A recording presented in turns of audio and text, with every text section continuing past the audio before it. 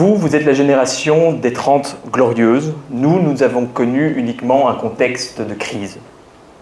La crise, c'est notre environnement.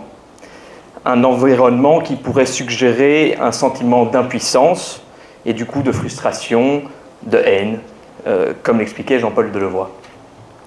Mais c'est notre monde, c'est notre réalité, notre avenir, et on est obligé d'agir. Et après ces 2 jours, nous sommes confortés dans l'idée que nous avons tous le pouvoir d'agir. Nous avons tous le pouvoir sur, le pouvoir de, et ce pouvoir, dans ces 2 acceptions, implique également une notion de devoir, une certaine responsabilité.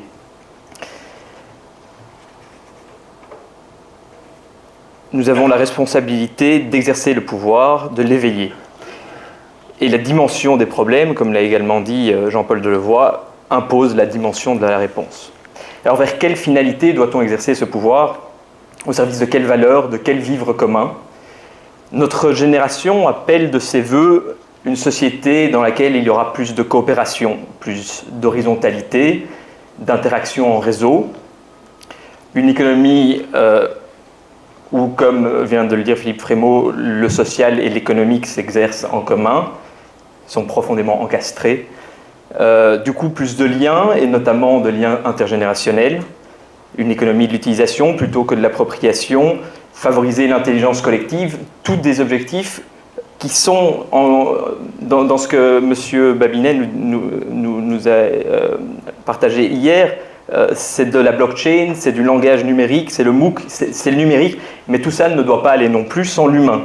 La sobriété heureuse doit être le pendant humain du numérique. Nous avons donc, je le répète, la responsabilité d'agir pour aller vers ce modèle que nous appelons de nos voeux, mais certains obstacles se dressent sur cette route. Alors moi, j'ai le devoir de commencer à prendre le mauvais rôle et de dire qu'en fait, on vous en veut. Et bien sûr, je ne m'arrêterai pas là, mais je commencerai par là. Alors évidemment, il y a beaucoup de jeunes aujourd'hui qui pourraient dire « on en veut à votre génération ». Et on a de quoi vous en vouloir.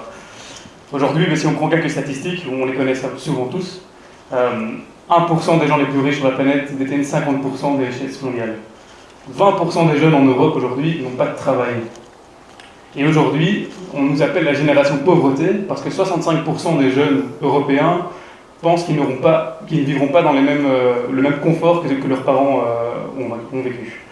Ça, c'est trois raisons pour lesquelles on pourrait vraiment vous en vouloir. Il y a vraiment pour nous, et à la date des jeunes, on a un sentiment qu'il y a un problème de circulation. Que, autant au niveau de l'argent que des idées, il y a vraiment un manque de circulation entre les générations. Et on connaît souvent ce graphique en économie, on le voit souvent, qui montre en fait le décalage entre le temps libre. Donc avant 30 ans, on a énormément de temps libre, pas beaucoup d'argent. Entre 30 ans et 50 ans, on a énormément d'argent, enfin on a plus d'argent et pas beaucoup de temps libre. Et ensuite, on arrive à la pension, on a moins d'argent de nouveau et plus de temps libre. Et donc par rapport aux revenus, c'est décalé.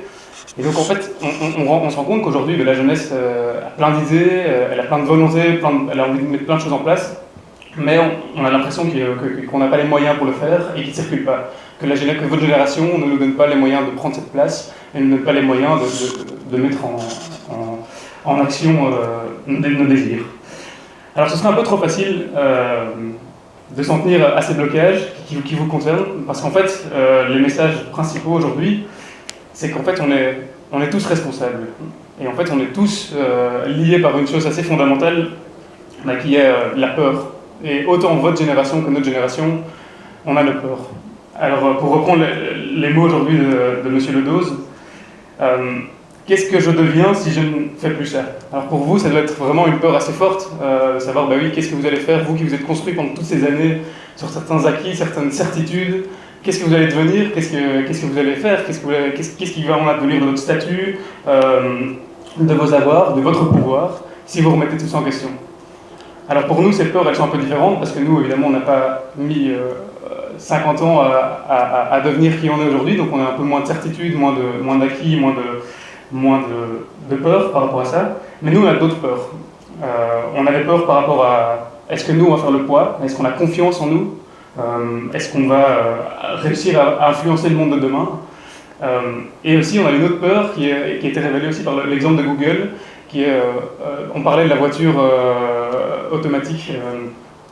On se dit, aujourd'hui, si on va vers plus de transparence, si on va vers plus de partage, etc., on a toujours peur que la finalité derrière, si c'est la finalité, c'est plus de consommation, alors pourquoi est-ce qu'on va aller vers plus de transparence? Pourquoi est-ce qu'on va dématérialiser notre économie? Pourquoi est-ce qu'on va faire confiance si après nos données vont être utilisées à des fins qui ne sont pas celles dont on veut? Donc ça, c'est une peur que notre génération a aussi.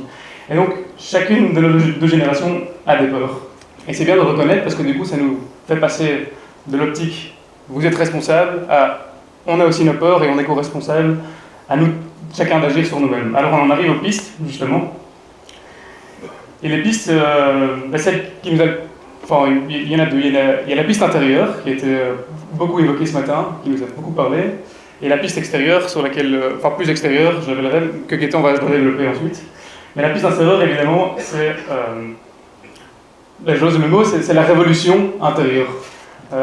J'ose le mot parce que la révolution, souvent vos générations ne veulent pas l'entendre de notre bouche, mais quand il s'agit d'intérieur, je crois que c'est vraiment le bon mot, parce que c'est une révolution. Et ce que M. Ledoz nous a dit ce matin, c'est qu'en fait on peut reprogrammer notre cerveau et qu'on peut dépasser nos pensées limitantes. On a tous ce devoir-là, on est tous animés par des traumas, on a tous des mécanismes de fonctionnement qu'on doit dépasser si on veut aller vers notre plein potentiel. Et notre potentiel est illimité. Pour chacun, il faut en être conscient.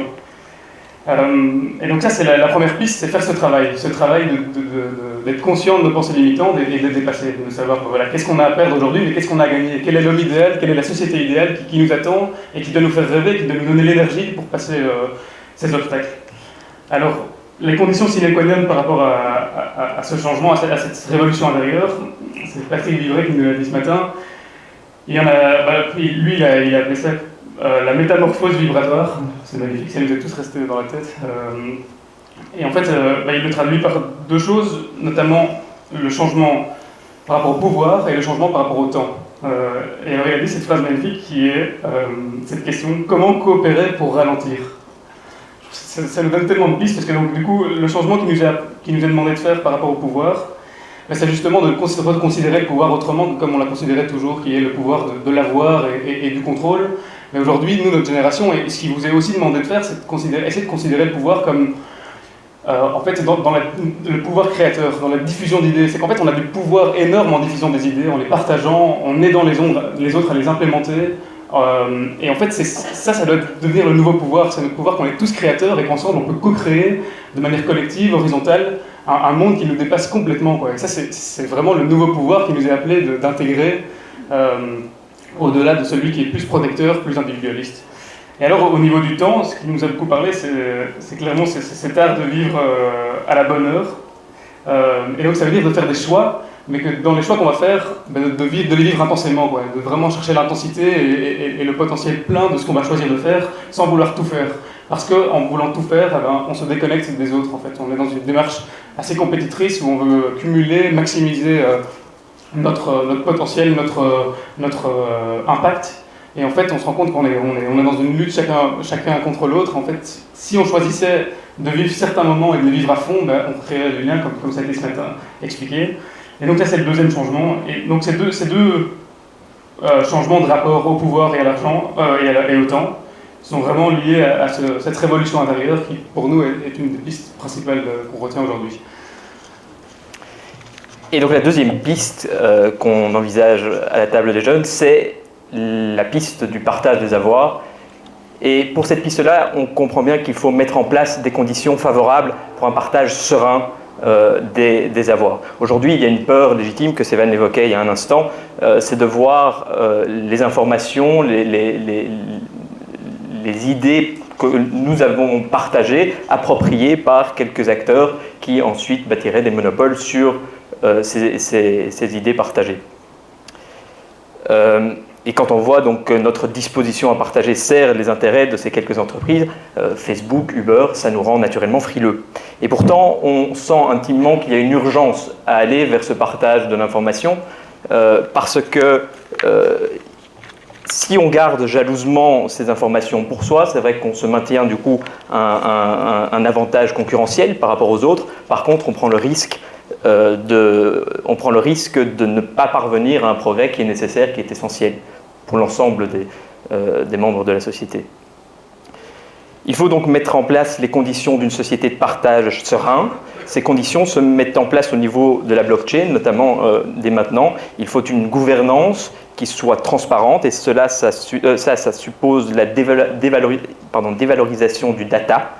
Et puis donc il faut une gouvernance qui soit également responsabilisante. Pour conclure, en fait, on avait trois petites choses encore à vous dire. Premièrement, on a voulu faire un exercice aussi de conscience. D'abord, nous, ça a été dit par un des jeunes, c'est qu'on a des biais, on est très biaisés. Donc il faut qu'on soit conscient que, de un, on est des jeunes, on n'est pas très représentatifs, on est clairement des privilégiés. Et en plus de ça, surtout, on est des jeunes engagés. Aujourd'hui, je crois que c'est bien de se rendre compte que c'est deux biais énormes dans nos propos et qui ne sont pas du tout représentatifs donc, de notre génération, parce que ça nous permet un peu d'être un peu moins rose enfin, ça nous permet en tout cas d'être plus réaliste par rapport aux défis qui nous attendent. Donc, on voulait vous dire ça, qu'on a fait cet exercice de conscience, qu'on n'est clairement pas représentatif d'une génération pour ces deux raisons-là. La deuxième chose qu'on voulait vous dire, et Gaëtan l'a mentionné, c'est le sentiment d'urgence. Parce qu'il n'y a rien à faire, on peut dire que les choses arriveront, que la planète peut encore vivre sans nous, etc. Mais nous, on ressent quand même un sentiment d'urgence assez fort. Et évidemment, Gaëtan a parlé de différentes crises, je ne vais pas revenir dessus. Si ce n'est quand même, pour nous, la crise, le choc identitaire aujourd'hui qui nous fait vraiment, qui nous plonge encore plus dans la peur, en fait. Et du coup, dans la peur nous amène à plus bouger et même pas à oser ce travail intérieur. Et donc, le choc identitaire, on voulait, c'est une urgence pour nous. Et l'autre urgence qui nous concerne tous les deux directement, nos deux générations, c'est clairement le pacte social et je dirais notre pacte collectif. Quand on voit aujourd'hui que de plus en plus de jeunes ne comprennent plus pourquoi ils cotisent aujourd'hui pour les pensions des plus âgés, parce qu'eux-mêmes se disent mais dans 30 ans, j'y crois plus, je n'aurai pas de pension, alors pourquoi aujourd'hui je paye pour leur pension? Tout comme votre génération pourrait très bien se dire, aujourd'hui c'est quoi ces jeunes qui foutent plus rien, enfin, on finance le chômage, etc. Et ce pacte-là, on voit qu'il est de plus en plus remis en question, et c'est une véritable bombe, en tout cas intergénérationnelle pour nous, qui va à l'encontre de la société, évidemment, dont on rêve. Et donc après cet exercice de conscience, autant de nos biais que de l'urgence dans laquelle on est, il y a trois invitations qu'on voulait vous faire. La première, c'est l'invitation, comme on en a parlé, à diffuser un maximum ce qui a été dit. Je crois qu'on a la responsabilité, et c'est un appel aux organisateurs, à diffuser évidemment tous ces beaux messages. La deuxième invitation, c'était de prendre le temps. Parce que ça a déjà été dit, mais je crois que c'est important de le rappeler. Et je ne sais pas si beaucoup de gens le suivront, mais je crois vraiment de prendre, après cette conférence, que vous preniez un moment encore aujourd'hui, je crois qu'on va tous le faire, pour deux choses. Se demander quel est l'homme idéal qu'on aimerait être, l'homme ou la femme idéale. Prendre ce temps-là, c'est une bête question, mais c'est une question qui est fondamentale, de savoir qu'est-ce qui est essentiel pour nous et quel est notre idéal. Et ensuite, d'en arriver à la deuxième question, quels sont les obstacles aujourd'hui. Et je crois que c'est important d'avoir ces deux questions en tête. Je vous souhaite de vous les poser très rapidement, j'espère que vous les avez déjà tous posées. En tout cas, de prendre le temps, c'est une invitation pour qu'on le prenne, et nous, on va le faire aussi en tant que jeunes, mais voilà, c'est important de continuer le travail qui nous a été invité de faire ce matin. Et alors, on finira sur une citation qu'on aimait bien, qui résume un peu tout ce qu'on voulait dire.